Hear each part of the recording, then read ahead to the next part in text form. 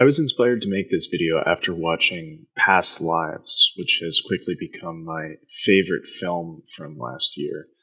And besides from being just a great directorial debut, I think it's a film that finds itself falling into one of the most interesting genres, one that I can't even quite put into words.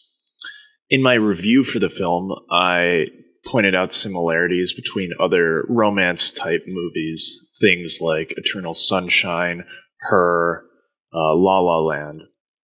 But I think there is a broader genre at play, and I think that's the more interesting part of this understanding.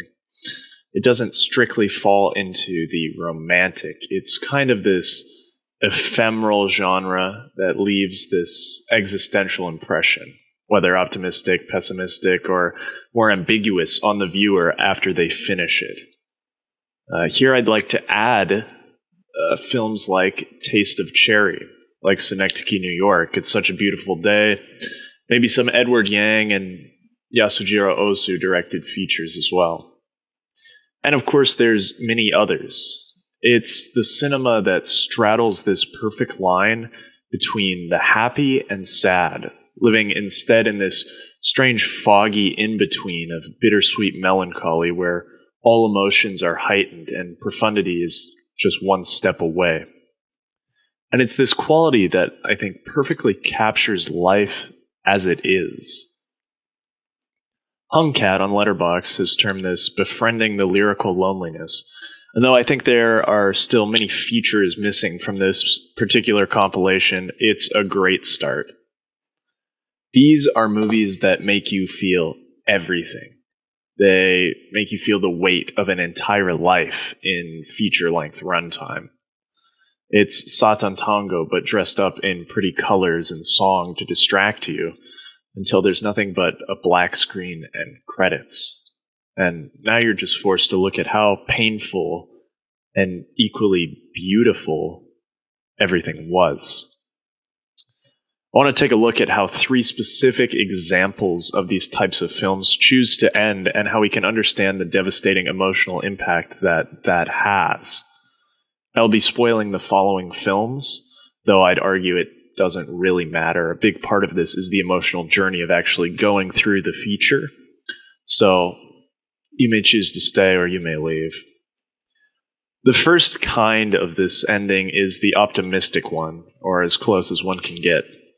This is Eternal Sunshine's okay. One could argue this might fall into a later ambiguous category, but it depends on the viewer. It's the harmonium closing of Punch Drunk Love, the human connection teased in Her, smiling in Magnolia, looking back in Moonlight. It's a dance number in Beau Travail. It's kind of upper censor, and the handshake in Love Exposure. Sort of the cameo mania of Three Colors Red, and it's definitely half of the Ozu-directed films.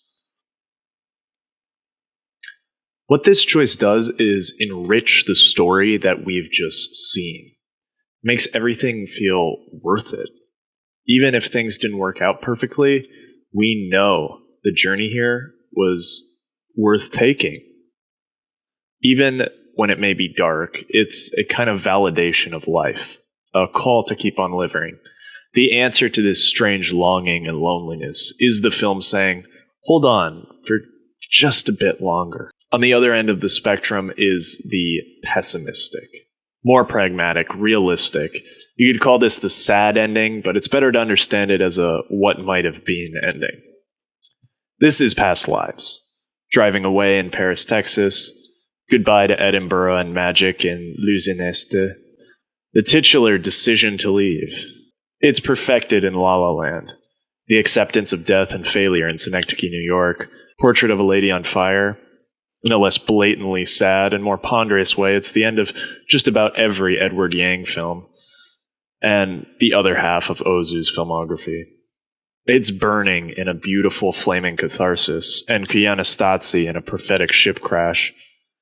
It's the failed attempt at taking over in Mishima, the eternity of It's Such a Beautiful Day. And good God, does Michael Haneke fall perfectly into this spot. Whereas the happy approach gave us hope for the world in a direct way, these endings, I argue, do the same in a very different style. I think all these films in this genre are, in a way, life-affirming. Even the most nihilistic, painful works, like films directed by Hubo or Bela Tarr, they manage to grant something, a look at humanity, its position, its trajectory, and say, that's all right. What these endings do is paint life how it is, messy, real, not a fantasy, but equally beautiful for that. They feel so impactful because they are lived experience. They are life distilled down to its essence, a milieu of disappointment and beauty, of dreams and reality, of life and death. And in doing so, this kind of ending can make us feel a little less alone.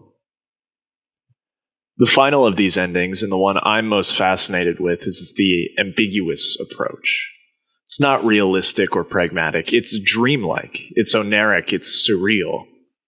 It doesn't conform to the rest of the story, and it refuses to pick a side of the melancholy, content to be both happy and sad in equal doses. This is the falling cup in Stalker, a whispered secret in the mood for love, a fourth wall break, jazz parade march in Taste of Cherry, to an extent Scott Pilgrim, the final look in The Graduate, Dancing Chickens in Stroshek, a short film about love and the hazy reality, Eternity in a Day, Memories of Murder, A Hand on a Tree for La Double Vie de Volnick, The Parade in Nights of Cabiria. One could argue A Whisper in Lost in Translation, and most Tarkovsky-directed features fall here. What's fascinating about these endings is how they manage to capture all the feelings without ever dedicating themselves to a single one. They can exist on the full spectrum of life and allow the viewer to deeply feel everything that has happened without giving a single answer. Was it all worth it? Is there any meaning to all of this? What is Kiarostami doing up in the hills of Tehran? The ambiguity allows the audience to project meaning themselves, and as a consequence, they are forced to participate, to manufacture meaning that they can live on with after the credits roll. These films force the audience to participate in a way that heightens the whole emotional experience. It's genius. So that brings me back to the question of this video. Why do you feel that way? What is it about the genre of movies that leaves such a painful impression? I think it's that these are honest films. Honest about the troubles, pains, loneliness of life. They're films about the strange state in between living and existing. They capture the alienation of the modern age in a way that speaks to everyone who too lives in this dream. And in some cases, they add meaning to those hopeless situations, or better yet, force the viewer themselves to add that meaning. They ease the loneliness. They stretch out their hand in this world where it feels like there's no one to take it. They act as a warm blanket on a cold day to cover oneself and go on living. In short, they're beautiful.